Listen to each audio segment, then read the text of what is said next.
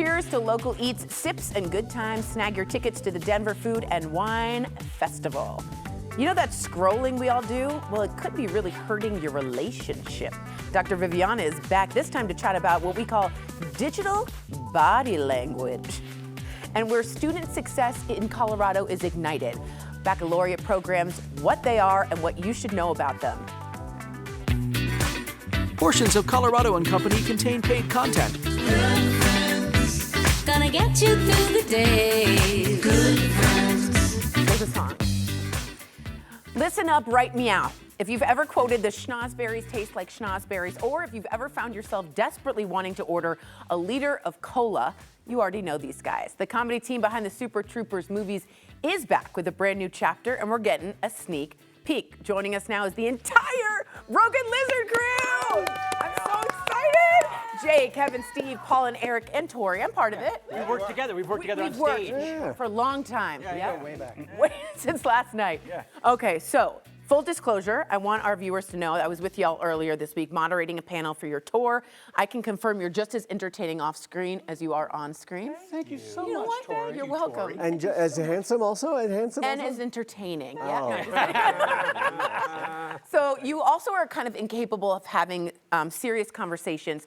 And I wanted to know, Jay, has it always been like that since Colgate when you guys got together? Yeah, I mean, we met when we were 18, so we had 3.5 years of jokes before we wrote any of them down. I mean, and they were bizarre and wild. I wish we knew them all, because they were great ones. Yeah, they could But go they into just the movie. keep going. Now we write them all down. Amazing. Since 18, really? Yeah. And you guys were originally named Chocolate Chocolate banana? Chocolate Speedo. Yeah, at Colgate, the group was called Charred Goosebeak. That's right. Makes a lot of sense. Yep. Yeah. Okay, one thing that really stood out to me is how much you genuinely, it looks like you enjoy each other. Mm-hmm. Like, if you're faking it, you're doing a really good job. So, Kevin, after all these years, what is the secret? The secret is 5 separate tour buses and 5 separate private jets. I got it, PJs. That's right. That's right, you guys all And that's separate. how you travel separately, then you come together, have a couple laughs for 7 minutes, That's it. and then we don't talk to And each then other you're out. anymore. Very That's smart. it. I love it. Okay, we got to talk about the real reason you're here, because it isn't just to hang out with me. Oh, yes, it is. Or is it? Yes, yes. You got a nice coat. Right? You're really Check great. it out. Okay, it is not because of that, but Super Troopers 3 is coming out, and I want us to take a quick look. Time to pick your snake. This guy's actually kind of cute.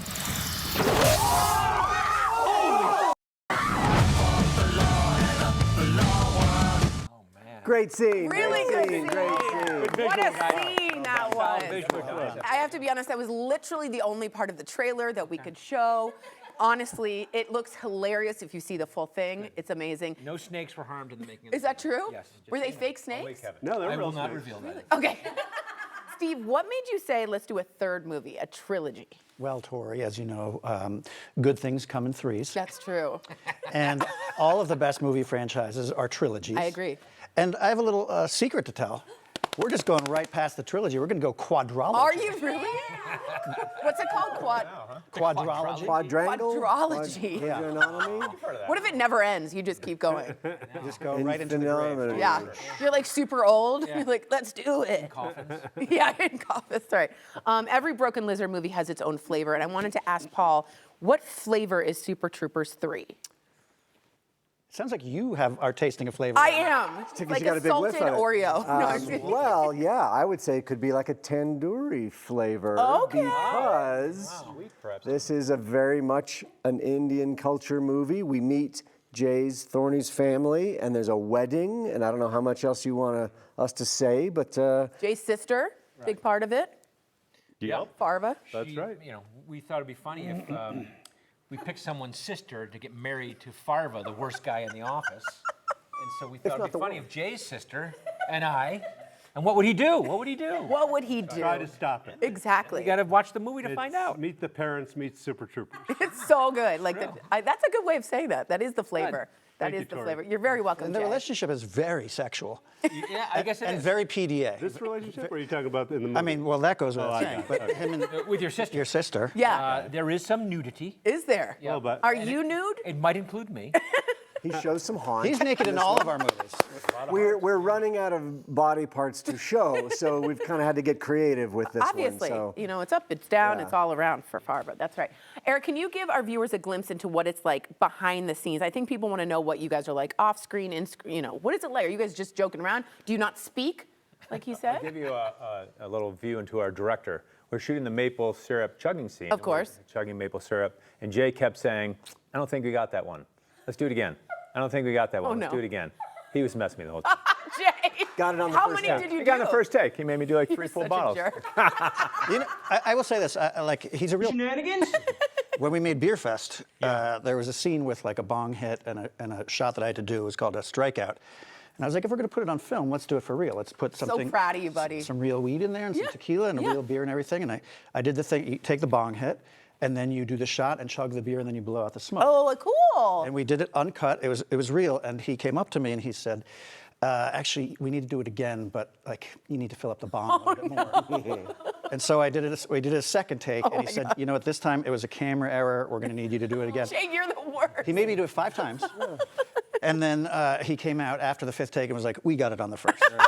You're the worst. Alfred Hitchcock The did first that a lot. take, the first take is the one in the movie. Yeah. Yeah. So you're just like wasted at the end. Well, we found him wandering around in a parking lot. What happened to Lemmy? He's in the parking lot. I need help. Yeah. Okay, if you were arrested, I'm just going to go through all of you. What would you be arrested for? Mine would be indecent exposure, obviously. Okay. Yep. What about you? Being too cool. Hey, up top. That's what we got. Being too sexy. Yeah. Up top, up top. Thank you. Jay, what would you? Jay, what would you You be? took cool and sexy. Yeah. Too handsome. All right, I'm taking it there. all right. It's true. Arrest this man. There you go. What about you? Election fraud. I'm just going to say it. I'm going to say it. You're gonna I say voted it. twice. I'm- I How voted dare twice in you? the last- How dare you? But he voted one for each side. So. Okay, so it canceled each other out. Yeah. Eric, what about you, sir? Probably for stealing wild stallions. Oh, really nice. I to thought hear. you Yeah. quit that. Horse He's a thief. rustler. I He's a can't. rustler. Like Landman, you know, or what is it, Yellowstone? Right. God, Ooh, that's I get it. okay. I could see that. Before we go, we have a little game for you guys. Okay, you're gonna have to get naked for this. I'm totally kidding. I'm Been totally there, kidding. been there, done that. He doesn't care. So y'all are gonna point to the person who you think is the most when I say it. Does everyone understand the game? Okay, yes. Yes. Okay, are you guys clear? Can we point at you? Yeah. Okay, got it. I'd love to be part of it. Okay. Got it. Who is the most likely to derail a scene?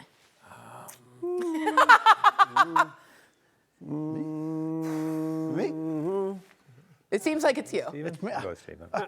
You're a derailer, huh? Okay, I guess so. Yeah. Derail in a good way? Yeah, in a good way. Yeah, everyone says that. I mean, Tangential. Yeah, that's right. Okay, who is the most likely to take the longest to get ready? Is it Jay? Yes. Is he a diva? Yes. He Showing puts up. cucumber patches on his eyes. lots of and moisturizer. Yeah. Lots of his- moisturizer. You guasha, you do The the morning regimen is. Nice. He likes his cream, but that's how he gets so creamy and smooth. It is. You're so creamy, and You have that's to give it like a half totally hour inappropriate early. to say, which is my favorite. Who would get arrested first?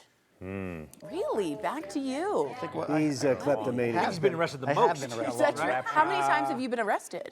You have to think. Just once. Really? We're a bunch of bad boys. Only here. once? Yeah. Bad No, maybe boys. like 2 or 3 You times. got arrested at Disneyland. Did you? You did get arrested at Disneyland. I did get That's arrested.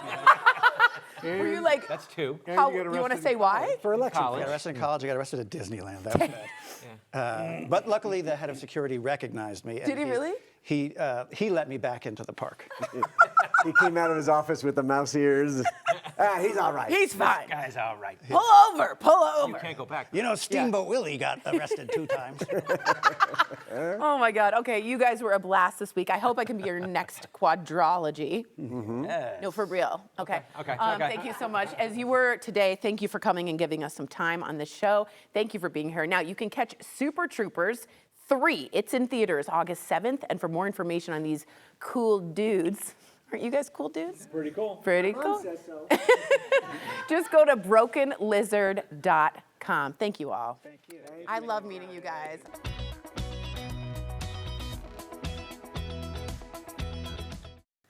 Cheers to Denver, cheers to food, and cheers to wine. But you know what? I want to combine them all at the Denver Food and Wine Festival.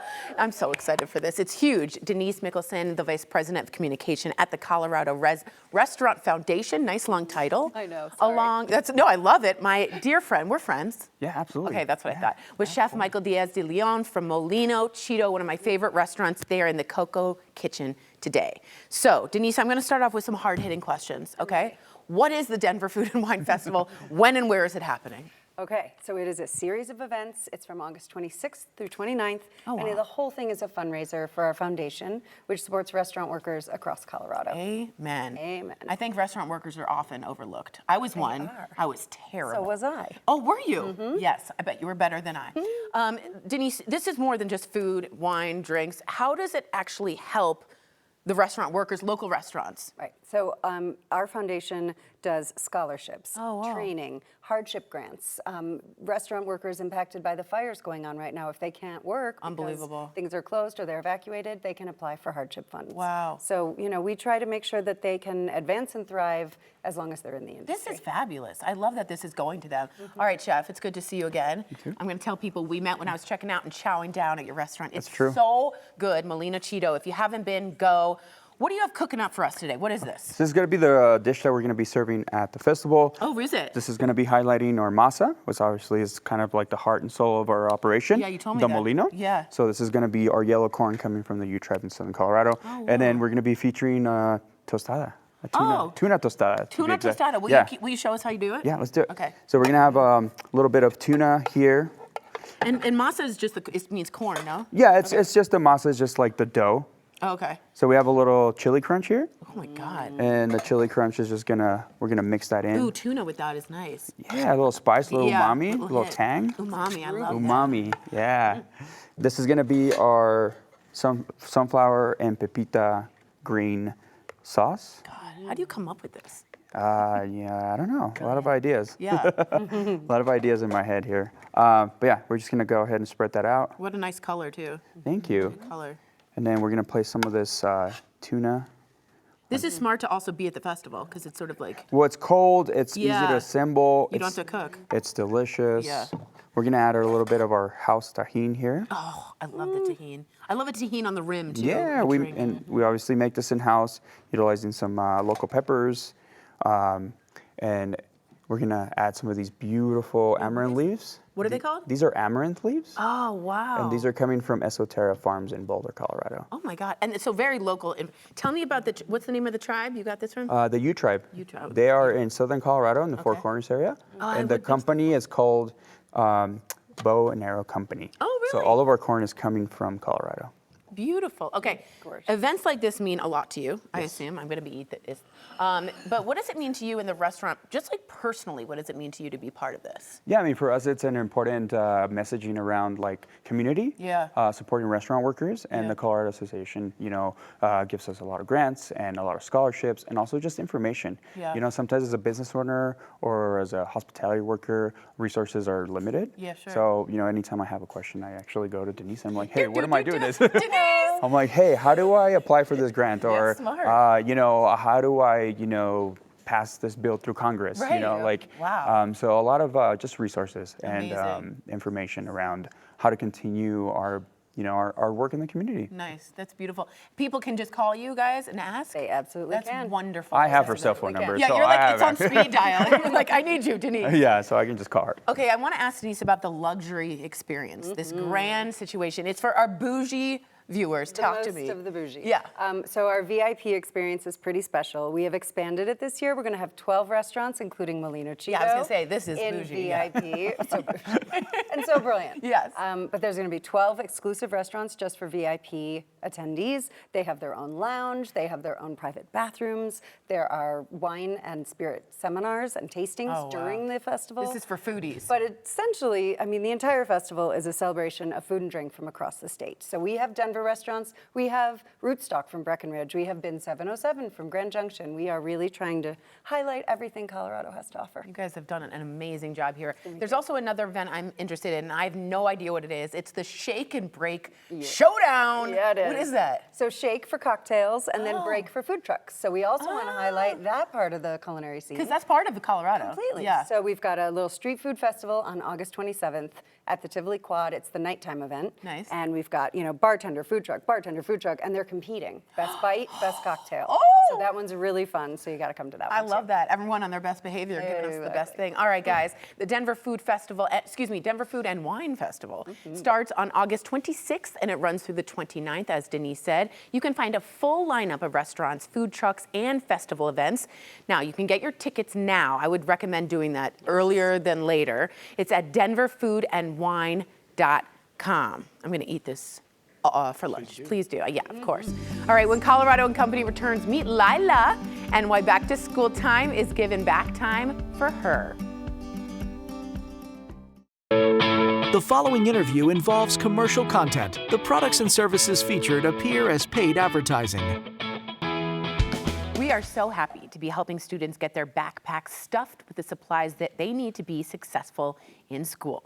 Sponsors like American Furniture Warehouse and Vectra Bank are also on board. With these sponsors and your donations, because I love my viewers and they're so giving, we're going to make this Mile High United Way Back to School Bash better than ever, because it's a party. I always say that. So with more, please welcome Katie Walton, Chief of Staff at Mile High United Way, along with Christy Schaefer, founder of Slides and Sunshine, and her daughter, Lila, who's amazing. Hi, guys. Hi. So happy to have you here. Yeah, thanks for having us. Absolutely. Katie, we've been talking all week about how Mile High United Way is so vital to the community, but volunteers are how things get done. Is that correct? Absolutely. Everything at Mile High United Way is done through volunteers. When you think about it, we have thousands of volunteers that come out and help do important work every year. They do packing backpacks, packing food bags, sometimes helping with taxes, sometimes building furniture. And that's thousands and thousands of hours that our staff wouldn't have the capacity to do without volunteers like Christy and Lila. Do you volunteer as well? Oh my gosh, it really is a wonderful spot because you could just call 211 and be like, I need some help. That's my favorite part about this. Okay, Christy, share more about your volunteer experience, as you said, and why is it so important, just like personally, for you to give back? Yeah, thank you for asking. I feel like it's just very important as parents that we teach our kids about giving back. Yeah. You never really know what someone's going through in their lives, and you're not going to find out just inside your four walls. So we've always volunteered as a family, and Mile High United Way gives us that opportunity. And last year, my husband and I actually became co-chairs of their Family Impact Project, which really just provides more opportunities for families to volunteer together. Oh, that's so smart. That's a great idea. I love families that do that. Way to give back as a family. That's fantastic. Katie, how is the school bash? They're looking for volunteers, and I hear there's sort of like an unconventional way that's happening. Yeah, so Back to School Bash is a very large event, so we try to be really intentional and thoughtful about how we do that. So all throughout the week, we have over 150 volunteers that come out and they pack backpacks, they decorate for the event, they put food together and crafts together because we want it to be not just a celebration of school supplies, but we want it to be about like education and books and really bringing the community together and creating those really positive core memories. Yeah. And so the volunteers help set all of that up. And then some cool little aspects that we do is our team goes through all of the school district lists and figure out exactly what different schools need. And then we build high school bags, middle school bags, elementary school bags, preschool bags, because we know that every grade level has different bags. Yes. So the preschoolers are getting the craft paper and the high schoolers are getting the calculators, but then they all get to pick their backpack, the perfect backpack, the perfect huge. pencil bag. Right? Yeah. Like I remember picking and it was like vitally important. So the backpack. important. And it's so good to have that confidence of walking in with your head held high. Absolutely. New backpack. This is fascinating. Christy, what do you like best about volunteering at the Back to School Bash? Because it's like a huge deal, this one. It's very iconic in Denver. What about you? What do you think? I would say any of the events at United Way provides an opportunity no matter what your talents are, what you like to do, what you're good at. If you like to organize and be behind the scenes, you can be there counting pencils and organizing the binders. Amazing. If you love to talk to people, you can greet the families This is that what I would come. do, that one. Not And- organized. Yes, and if you like to just play with kids, there's craft tables, there's activities for them set up, and that's a very valuable spot to be. Amazing. At the end of each show, by the way, I always say everyone's facing an uphill battle that you know nothing about. And I think that United Way does that really beautifully with dignity. You give the people dignity. Katie, everyone watching really wants to help. And my viewers are so amazing at this. What can they do to get involved? Absolutely. So they can visit the 9 News website to visit Back to School Bash, and they can donate, learn how to volunteer. They can also visit the Mile High United Way website. What I'd say, host a drive, come out and volunteer, or even just when you're going back to school shopping for yourself or for your kids or for your grandkids, pick up a couple extra items for the community. Right. Like, great to give it to us or give it to some of the other great organizations that are going out and giving school supplies, but everyone can do something. So. Absolutely. And I know a lot of you are looking for ways to give back. This one is a huge sign saying, over here, we need you over here. I'm gonna get to the beauty at the end here. Miss Lila, how you doing? You doing well? Yeah, great. Okay, what do you like most about the Back to School Bash? And I do have to ask you this, what is your favorite school supply? I was a big Trapper Keeper, but you might be too young to know what that is. Yeah, I would say my favorite is probably just a backpack because it's like kind of the personal thing that each person has. And it kind of became my favorite through the Back to School Bash because I set up this school supplies drive and one of my good friends brought over this adorable like Baby Yoda backpack. Oh, that's the best. It was so cute and he was just so excited to give it to somebody. And then at the event, I got to see this little boy walking away with the backpack and it was so cute. It's just I just can't tell you what it means to a child that is either facing food insecurity or, all the affordability to feel like they're ready, they look good, they feel good. What a great, great thing y'all are doing. Thank you so much. So guys, join the Mile High United Way Back to School Bash and help the kids in our community. Thank you to the sponsors American Furniture Warehouse and Vectra Bank. All you have to do to donate is scan the QR code. It's right on your screen right here, or you can go to 9news.com/supply. We always want our viewers to be up to date and knowledgeable about legal matters because sometimes it can go over our head. So we went straight to the experts to teach us what we need to know. For the last 30 years, Backus & Schenker has been helping Colorado families whose lives were turned upside down. Today, Kyle Backus has what you need to know about when you're on the scene of an actual accident. Listen up. I'm Kyle Backus. Accidents are chaotic. Nobody's thinking clearly in that moment. So here's what actually matters. First, make sure everybody is safe. If you can move your car out of traffic, do it. If someone's hurt, call 911, but don't try to play doctor. Second, preserve the truth about what just happened. Now that does not mean running out into traffic to take photos. It means if it's safe, capture what you can. The position of the cars, the damage, the scene, because things change fast. Third, keep the conversation simple and respectful. You want to exchange information, you want to be honest, but you don't need to argue your case on the side of the road. That is not where fault gets decided. And finally, this part matters. If you're injured, you want to get it documented, because if you wait or you try to tough it out, the insurance company is going to question whether you were even hurt in the first place. The sooner you see a doctor, the clearer the record is, the better. For 30 years, we've been here in Colorado helping people through moments exactly like this. We are your hometown injury law firm, and if you ever need us, we're here to help you. Backus & Schenker personal injury lawyers are here for you. Call the 2s at 303-222-2222 or go online at coloradolaw.net. Backus & Schenker sponsored today's mention. I'm always grateful, way to say it great, for you all hanging out with me on Colorado and Company. We've been talking all week about providing students with the right supplies from United Way, of course, but that's not the whole picture. There are a lot of people who work tirelessly to ensure that all students have access to curriculum that enriches their education experience and, more importantly, prepares them for the future. With me is Olli-Pekka Heinonen. Yes, I got it right.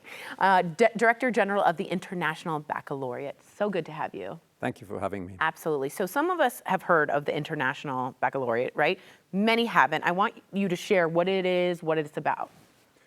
Well, I would like parents in Colorado to know about IB is that in IB classrooms, the students they are investigating, they are discussing, they are reflecting on what they are studying and what's happening in the world outside. They are really learning to ask the right questions. Huge. And also have that deep learning of not just knowing the right answers, Sure. but knowing how to get there. That kind of critical thinking I was just going mind. to say critical thinking. Exactly. Yeah. That's very, very core of what IB is all about. Amazing. I wish I was in one of those when I was younger. Sounds good. How are IB programs in schools different than like the standard curriculum? I assume it's this deeper knowledge. Is that right? Exactly. So IB is so much more than a curriculum or a list of subjects. So we are really strongly kind of creating that curiosity, that curious mind for the students to become lifelong learners. We have some subjects that there isn't in any other curriculums, Really? like theory of knowledge, for example. How to know what's true. Yes. How to know what's kind of what's the reality, Yes. and know what are fake news, what are real I news. was going to say that's important right now. It is Yes, so important. yes, And yes. of course, then we have also this idea of giving back to the community, having that connection, not just that what I get from the education, Right. but what the world is asking from me. And then what I hear the most from graduates who are telling that when they go after to university, they are saying me that the first years in university were so much more easier for us I was than the gonna say, others. yeah. Because they have done, for example, extended essays already during their IB studies, which others haven't. Yeah, they're ahead of the game at that point. Exactly. If we could have IB all over the world, do you know how much better we would be with students that were prepared? All right, I want to actually, speaking of students, let's hear from some students, all right? Take it away. I think every class is different in the IB. These classes helped me really discover what I was passionate about, and I was able to connect that with what I do outside of school. For example, I founded the mental health club because of my passion for psychology and my passion for people. The IB really helped me get there. One of the major differences that I notice is definitely the amount of creative control that the students have. There's a lot more independence given to the student to lead their own activities and their own investigations. So IB programs are also career focused, which I think is brilliant as well. Can you share a little bit more about how they are career focused? Well, in many education systems, we make, and kind of nations make the young people to choose in a quite early age, whether to go to the academic route or go to the vocational route. We have this, what we call career-related program, which has some of that rigorous academics, but also connected with the professional part, enabling the students to go deep in their area of passion, whether it's technology or business or construction or art. And through that, they leave their doors open for the next steps, whether they want to go to the university side or whether they want to go directly to the work of world. So that's really the idea there. And through that, to help the local community, like for example here in Colorado, that how there are very strong connections with the, for example, the aerospace industry and construction industry, also the kind of military training with taking those courses in the path forward. So I just wanted to say, so they get to try and sort of feel it out before they go into it, which is incredible. Exactly. Wow. And then also do part of the learning in the real world. circumstances. In the real world. Exactly. Man, I just wish this was everywhere. Let's hear from another very successful student so you guys can see. For someone considering joining the IB program, I really believe it's the right choice because it's so rewarding. I will take these skills that I've learned and just use it for the rest of my life. Beautiful. So learn more about the International Baccalaureate and how IB programs help prepare students for success in college, careers, and just life, which is so important. Visit ibo.org, and we're going to have more Coco after the break. Brilliant, brilliant job. The following interview involves commercial content. The products and services featured appear as paid advertising. for all of you who want to challenge yourself a little bit, and I know Coloradans really do, here's a good way to do it. I want you to support the Run for the Ring 5K walk run on August 1st. With me is Mackenzie Attenzione, everybody. She's the project manager at the Children's Diabetes Foundation. Hi. Hi. So excited to have you here. Me too. Absolutely. Okay, before we get into the specifics about the event, give us some statistics, about how many people in Colorado have type 1 diabetes. I think people don't know the scale. Yeah, I don't know exactly how many people have type 1 in Colorado specifically. There's probably over 2 million that have it nationwide. Is that right? And we see at the Barbara Davis Center, which we're the fundraising arm, the Children's Diabetes Foundation is the fundraising arm for the Barbara Davis Center. We see, 80% of the type 1 diabetics in Colorado, and then people from 49 of the 50 states and all over the countries, or all over the world. So, oh, really? Yeah, so, the people that are here that have it are really lucky to have that something like the Barbara Davis Center in their backyard. That's an incredible foundation, incredible.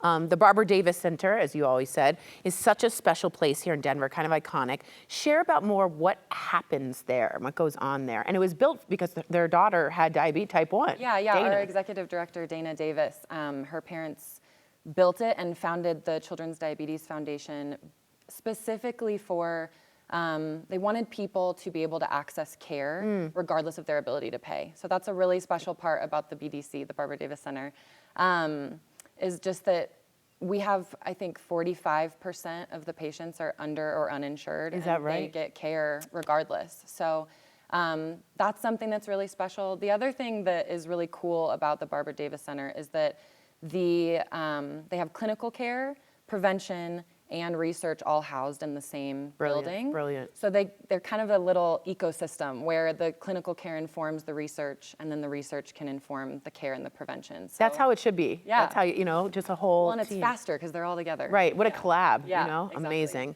The Run for the Ring is such an impactful event, and it's a lot of fun, okay? So give us some of the specifics of the Run for the Ring. Are you running for a ring? Yeah, so that's a great question. Thank you. Yeah, on old school carousels with like the merry-go-rounds, there used to be a brass ring that you could reach for. Yes. And so anytime you hear that with any of the Children's Diabetes Foundation stuff, if you hear brass ring or ring, that's the ring that we're talking about. Cool. And the ring symbolizes the cure for type 1 diabetes. Amen. So there's a 5K, like you said, people run, people walk, I'd people be a walker. stroll with their kids, same. And then there's a kids zone that goes on during that time as Cute. well. So there's bouncy castles and a human hamster ball, which kids love.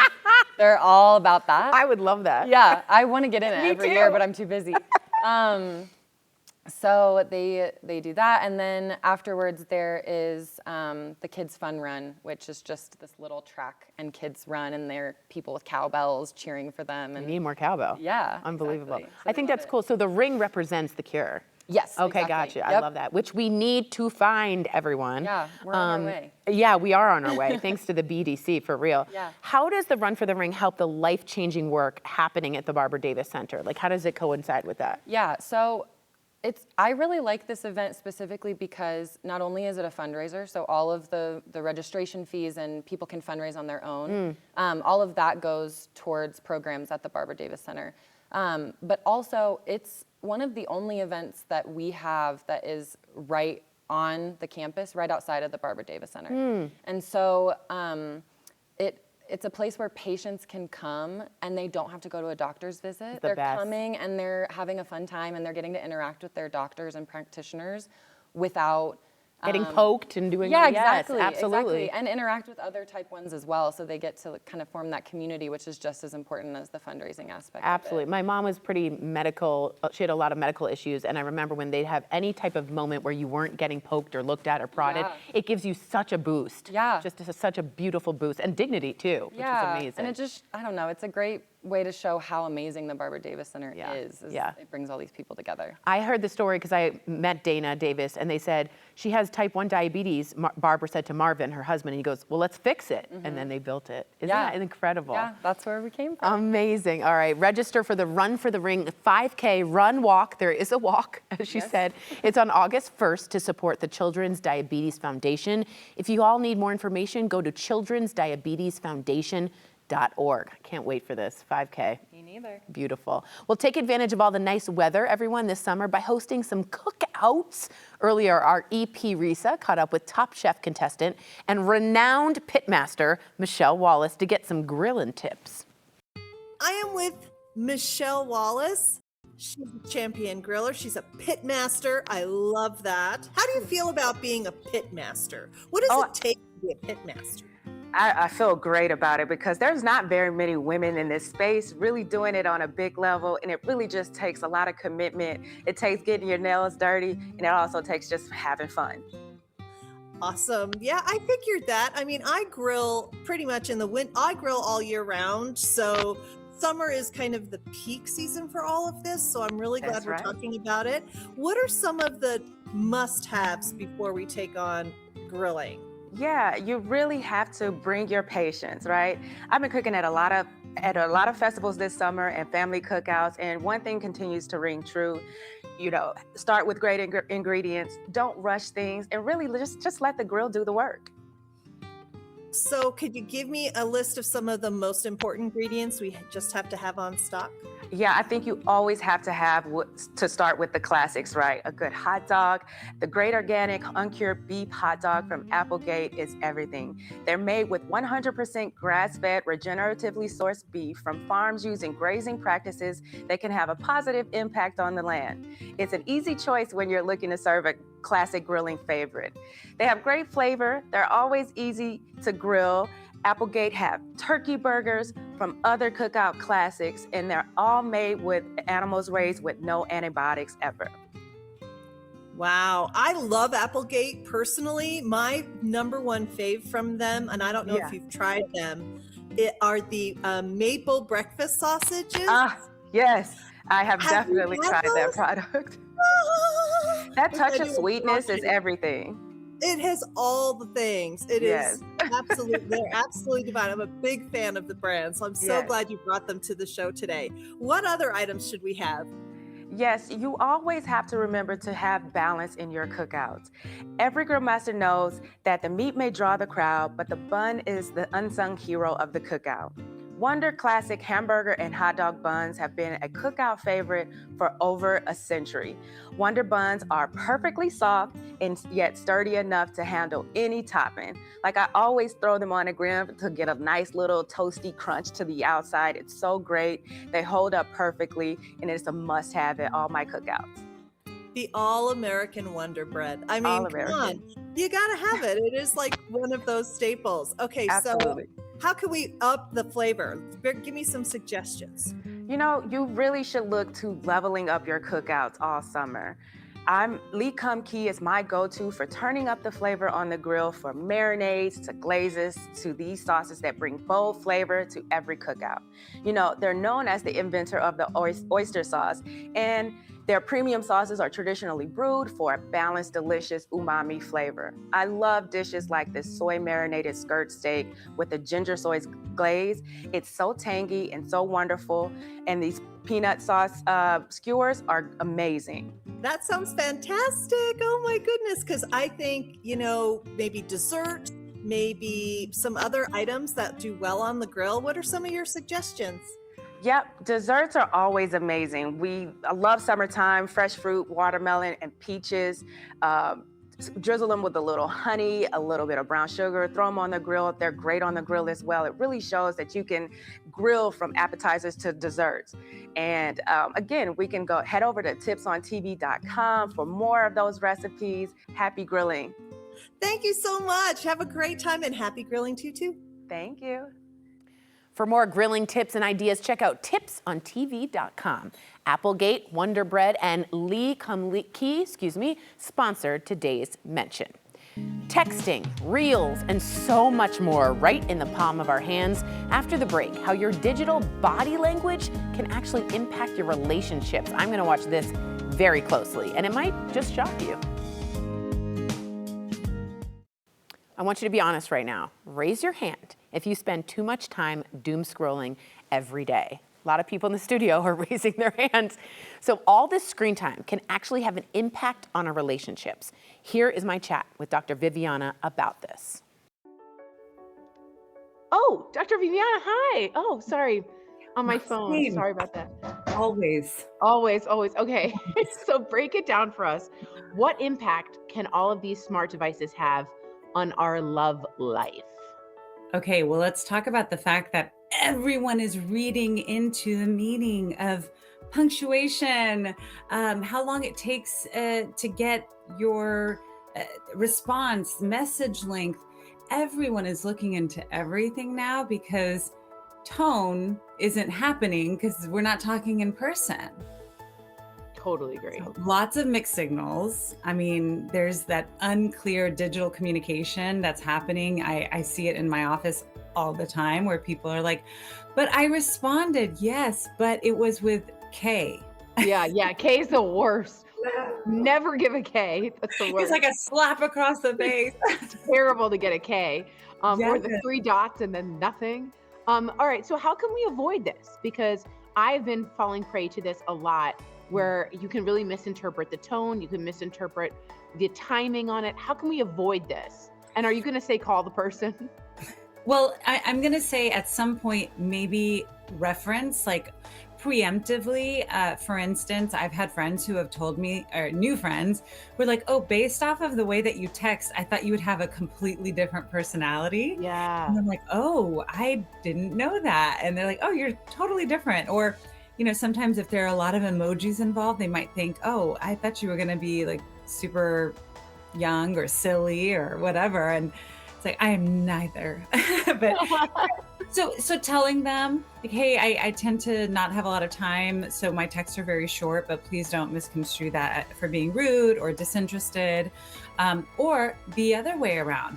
I love to talk to text. So letting someone know my texts are going to be like a full-on book, but don't feel like you need to respond to everything. We're trying to use technology for convenience, which is a wonderful thing. Right. But when you're speaking to people and you're trying to create relationships with them, giving them some of the background so that they don't interpret it through the wrong lens is very important. Yeah, and to be honest with you, some of my friends, and I include myself when I say friends, I'm like speaking for a friend, they have full-blown relationships that are based off of like a whole text thread.